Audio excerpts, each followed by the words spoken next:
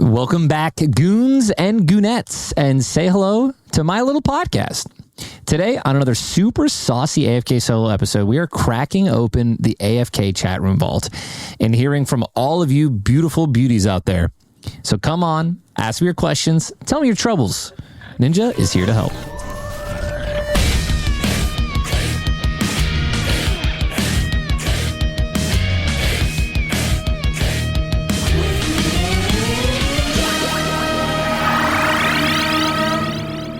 All right, starting off with Alexis. Hi, Ninja. I was wondering, what impact do you want to make on all your viewers? What impact do I want to make on all my viewers? Alexis, that's a great question. Thank you for submitting it. I just want to brighten people's days, and you know, if they give them like at the end of the stream, if their day is better, then like my job is done. Ever since I was little, living with my parents, obviously living with my parents, just growing up with my family, I always just wanted to like make people laugh and brighten people's day. Even, you know, before streaming was even a thing. You know, we would watch movies, and on the way home from the movie theater with my family, I would always remember all the quotes and try to do impressions and impersonations of like, you know, the quotes in the movies and just make people laugh. So, and it made me feel good, right? I think that maybe it's like a youngest child thing, right? I always, if I could get my big brothers to laugh too, or even my parents, it felt really good. So for me, it's just something that I aim to do. You know, I just want them, to be happy, to be happier after watching my channel, and, you know, to feel like they're a part of the community. Thank you for your question, Alexis. What's up, Ninja?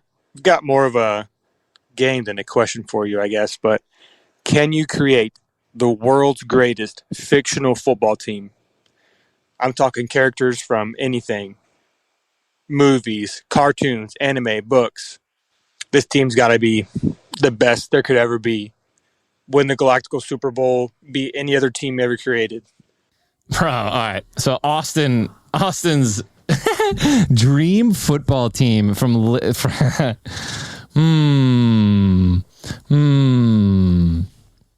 Dream football team. We need offensive line, defensive line, quarterback, receivers, tight ends. See some cornerbacks as well. Quarterbacks. Okay. And a running back, RB1. Okay. This would take too long to sit here and like go through. I'll do my best. Okay. So obviously for a quarterback, we would want someone who's incredibly fast, tough, with a great arm, from an anime, or not even an anime, just a person, right? Maybe I feel like this question is so crazy, right? Because you can just build this God Squad, a galactic. Dude, give me oh my God, Navi's getting it on the podcast. Oh my God, bro. All right, I think I would have to do like, you know, give me Goku, right? Give me Goku as my quarterback. Obviously, he's got an incredible arm, super fast, super saiyan, can never be tackled. Right? Give me Jiren as my no. Yeah, screw it. No. Give me Jiren as my fullback, because the dude's just an absolute tank. I'm thinking like Dragon Ball. Give me Zenitsu as my running back. Zenitsu from Demon Slayer. Super fast. Offensive line, defensive line. Dude, I'm trying to like rack my brain, dude. All right, we'll just have fun with it, dude. I know you want it to be crazy. It's not going to be perfect. We're going to have fun with this. Give me the offensive line. Give me my. All right, this is crazy. Navi's just bark. She won't stop barking. This is hilarious. Navi. We're gonna mess with this, dude. Give me the offensive. Sorry, guys. I don't even know. Dogs are crazy. Give me the offensive line from what? This is not happening. Yes. Am I being trolled right now? There's a Roomba in my room. I'm not even joking. Literally, I'm just so distracted. Dogs are barking every 5 seconds, and then there's a Roomba out of nowhere. We don't have a Roomba. I didn't even know we had a Roomba. A Roomba just pulls up in my room and starts mapping out the room, and it was so distracting. All right, let me try to finish this question. Jesus. Okay, give me the offensive line from the longest yard and give me the defensive line from the water boy. Boom. Boom. Boom. Boom, boom, boom, boom, boom. Honestly, I didn't do this question justice. I'm going to have to come back and honestly think about this at a high level. I appreciate your question. Awesome. I try my best. Our next message comes from Caleb. Hey Ninja, huge fan. My name's Caleb, and my question is, do you ever regret going into gaming and streaming instead of pursuing a full-time career with Noodles and Company? Thank you. Wow, Caleb, that's a good question, bro. Do I ever regret streaming and gaming and leaving Noodles and Company? Every day of my life, man. Every single day, just all I think about is where I could have been in the corporate ladder at Noodles and Company if I stayed there. Would have, could have been promoted to manager and maybe even general manager, then regional manager. You know what I mean? Who knows?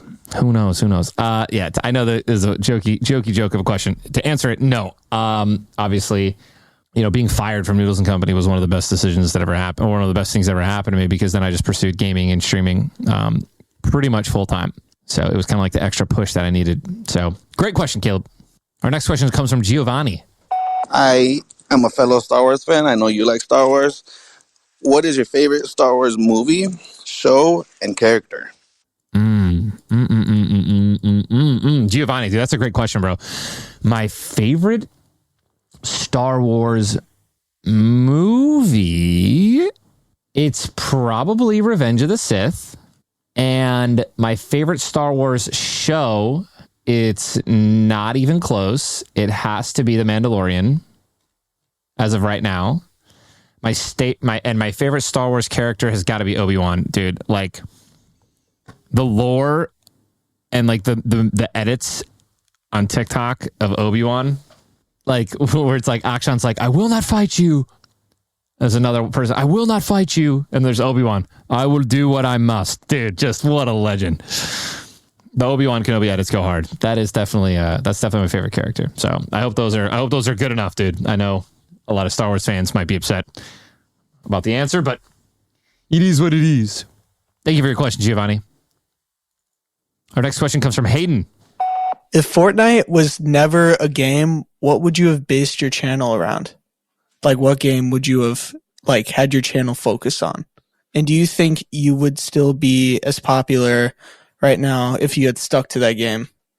Good dude. Hey, that's a great question, man. So, not a lot of people know I've been streaming for 11 years. I came from Halo, then I moved to Destiny, and then I moved to back to Halo, then over to H1Z1, the Battle Royale, and then to PUBG, and then to Fortnite. So that was with some games in between. But those were my main games.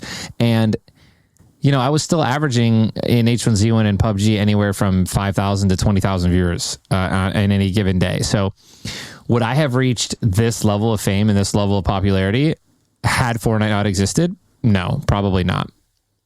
I know I wouldn't have, right? I don't think not with the way that I play, like playing video games, dude, it's very difficult to blow up and pop off nowadays. Mostly it's IRL streamers, React streamers, and it's a lot of these young guns that are doing that. But, besides Jinxie really is I feel like one of the only gamers and streamers recently that is just astronomical, that has blown up from gaming. But that was through the help of, social media, TikTok, and him just, being obviously super entertaining. But no. Dude, I'd probably still be playing Warzone, I think. Literally, if Fortnite never came out, I probably would have stuck with PUBG and then just switched to Warzone, because the Warzone numbers are great. So that's probably what I'd be playing, and I'd be hating myself. But lucky, I don't have to, man. But good question, Hayden. Thank you. Our next question comes from Isaiah. I'm just curious, if you're into shoes or sneakers like that, and if so, what's your favorite pair? Dude, Isaiah, that's a great question, bro. That's a great question. So, dude, am I a shoey, right? Am I a sneakerhead? Absolutely not. I'm just not. I love shoes. I have a lot of shoes, and I do try to wear like cool, awesome shoes when I'm like, out and about going to different events and stuff like that, right? And I have a bunch of shoes that I've never worn.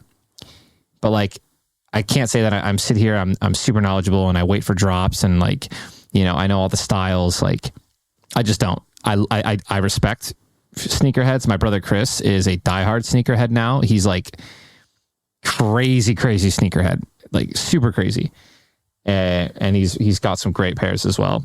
But like I obviously I had to deal with Adidas. We did some shoes, and this might be a little biased, but my favorite pair of sneakers that I own, my favorite pair of shoes that I own, I did a collab with Adidas on their Superstar collab, and you can Google it, Ninja Superstar Adidas. It's so sick, such a cool collab.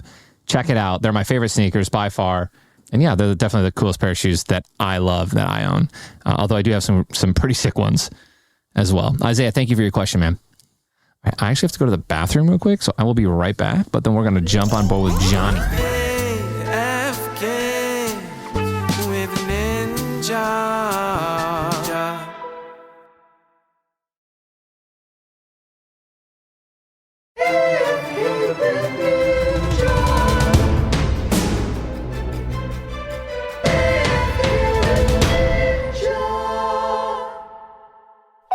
G'day Ninja, coming in all the way from down under.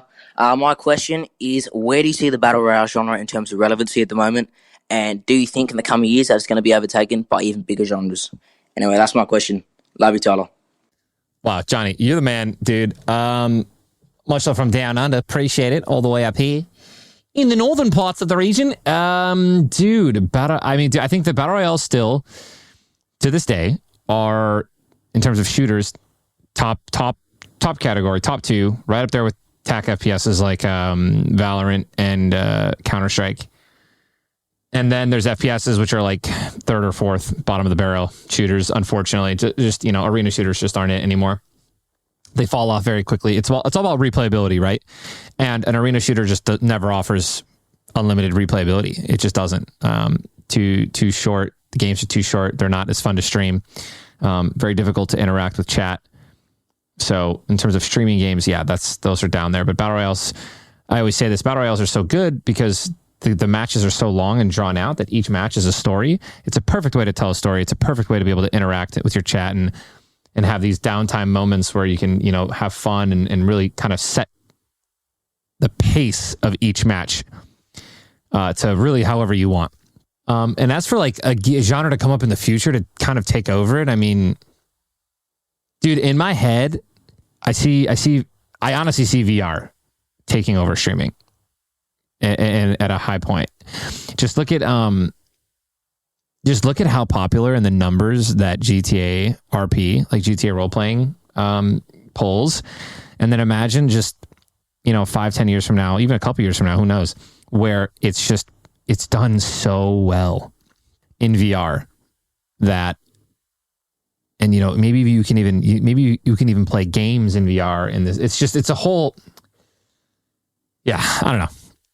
It's a whole thing. It's a whole can of worms, dude. But yeah, I think that VR would be the future. Good question, Johnny. Appreciate you, bud. Let's go to Nathan's question. Yo, Ninja, how's it going? My name's Nathan Garrett. I was just wondering what your workout routine is. Nathan, thank you for the question, man. For me, dude, it's just about getting in there, honestly, whenever I can.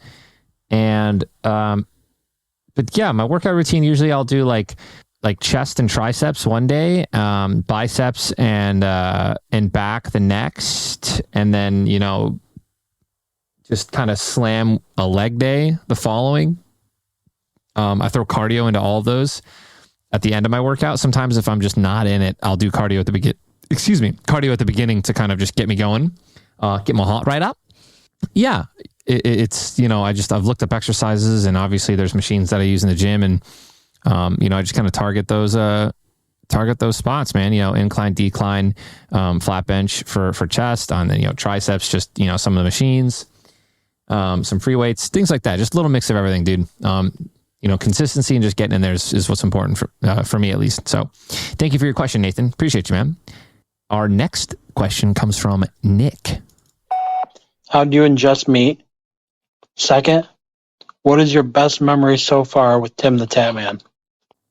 Ooh, dude, this is a great question, Nick. Let me answer the Tim one first because I love telling the Jess story. And I know that one by heart. So I have to think about this one with Tim. My favorite Tim the Tatman memory. Dude, there's actually so many. I would have to say maybe the party, the pre-party that we threw with Dylan Francis, and Tim came up and we we just went ham that night. We just went absolutely ham that night and just got hammered and just had a blast and had a party. Or we also had a pretty dope Vegas night too, where we ended up going to this like mansion where we gambled at and just had a blast and a fun time. But also there's times where sometimes like Tim and I will just go to the beach and like have a margarita on the beach, man, during the summer, and it's just me and him, and that's also lit too. I think I have the most fun with Tim when it is just me and him. Because, when you're hanging out with everyone, it's not like a one-on-one memory, right? You know what I mean? That's why it's kind of difficult to narrow down. A lot of the times I'm hanging out with Tim, I'm hanging out with a bunch of other people too. So, but anytime with Tim and a good friend of mine, dude, it's just, is a great memory, dude. But yeah, some of those, man. And as for my beautiful wife, Jess, dude, we met back in the day, 2010, 2011. Yeah, 2010, 2011. It was at a Focus Fire tournament. Focus Fire Halo tournament in La Crosse, Wisconsin. So I didn't want to go to this tournament at all. I didn't want to go. I was not going to go. And I was in my basement streaming, I think at the time, or at least just playing video games. I was in my basement playing Halo 3, and I hear the doorbell ring. I think nothing of it. My dogs start barking. I'm like, okay, this is kind of getting weird. And then I hear a bunch of footsteps coming down the stairs. And it's Aaron Boschkowitz, a.k.a. Luxide, and two locals that he drove down to my house with to essentially kidnap me to go to this tournament, which is like a 2.5-hour drive to get to it. So obviously he was there. I wasn't going to say no. I packed my shit up. We drove. And to get there, by the way, one of the worst snowstorms that Wisconsin has seen in years. We had to drive. It ended up being a 4.5-hour drive, even though the GPS said 2 hours, because we were driving 30 miles an hour behind a semi-truck on a 2-lane highway, like a 2-lane back road. We were just behind. So we were just literally, the only reason we didn't fly off the road is because we had 5 people packed in this car in a rear wheel drive sedan with all of our shit packed in the back too. So it was just loaded down with weight. And we just literally followed this semi-truck that paved the way for us. And when we got there, we had to get shovels and shovel our way to a parking spot. And then when we got in the room was just covered in snow because we were just drenched in snow. It was crazy. So that's how we got there. And then when I saw her the first day, I mean, dude, she was hands down the most beautiful girl in the entire room. One of those beautiful girls I've ever seen. I mean, the most beautiful girl I've ever seen. I was, so nervous when I saw her. Had no courage to go up and talk to her. She actually ended up big dick and swanging, coming up to me and because she knew Aaron. And that's how we met. She introduced herself. I was enamored. She was taken. So, we just stayed connected. We added each other on Facebook after and stayed connected for years until we were both single. And we went on like one date and the rest was history. It was a lot. It was just electric, and that's how I met Jess, dude.